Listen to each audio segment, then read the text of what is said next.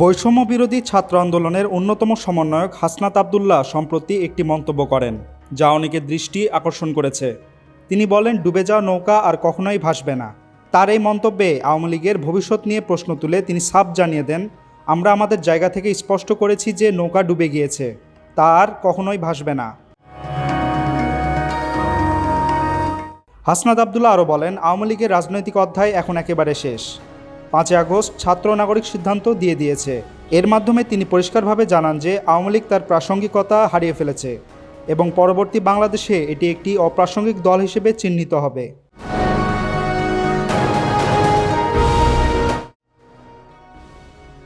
Desk report, tweet news.